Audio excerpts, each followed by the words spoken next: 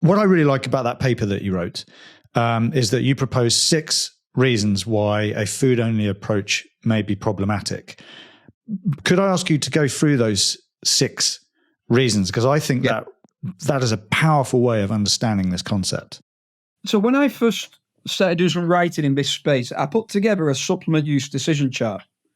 And I think the second question is, can you obtain it in the diet? And if the answer was yes, don't use that product. And when I look back, that was a poor question. So I've now changed that question. Is there a reason why you can't instead of can you? And then we came up with 6, and it's not just me. It was Rob Morn, Andy Casper and Neil Walsh, who we wrote this paper with. And we came up with 6 criteria. And the first one was that some nutrients are hard to obtain in sufficient quantities without the excessive intake of that food. So the example there could be creatine or beta-alanine, where you can get creatine in a normal diet, but you're eating kilos of the stuff. So we not really want to get down that route way. The second one is that some essential nutrients are only present in foods that athletes don't like to consume. So, now that can be for moral or ethical reasons. So, for example, you might have a plant-based athlete who isn't getting much B12, or it might be that you've just got a fussy eater. And, we can say that try and convince them to eat better.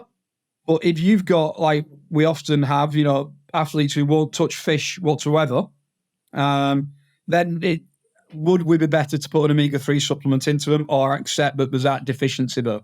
The third one is that it's hard to establish the precise nutrient content. So we know that there's lots of research on caffeine, for example, at about the 2 milligram per kilogram body mass mark. If you take that pre-exercise, we might get an ergogenic effect. And there's research over on the likes of Starbucks or other well-known coffee suppliers. If you were to test the coffee on a day-to-day basis, that can range from 100 to 500 milligrams. So you've no idea how much caffeine you're getting, and you could end up overstimulating and actually be detrimental to performance. The next one is that in certain situations, a concentrated dose might be what you need to improve health or reduce illness. So a good example here is the zinc acetate literature.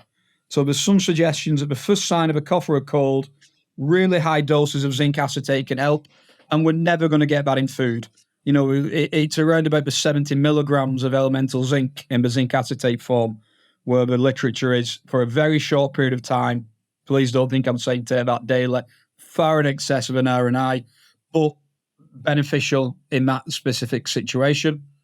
Number 5 was that it was some food sources might be hard to consume during competition. And that's the example of, carbohydrate in the form of bananas mid-rugby game, not going to happen, but a gel might. Or some nice work by Louise Burke that showed calcium, a gram of calcium in about 1 hour pre-exercise can have good effects on bone quality in prolonged endurance exercise. You might not want 1.5 pints to 2 pints of milk just before you exercise, but a simple calcium chew might be.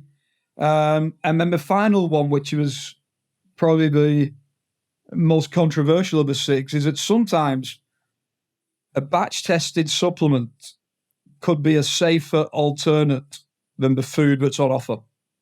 And my example there was I've been at golf tournaments where the food on offer doesn't look the best in terms of a safety perspective.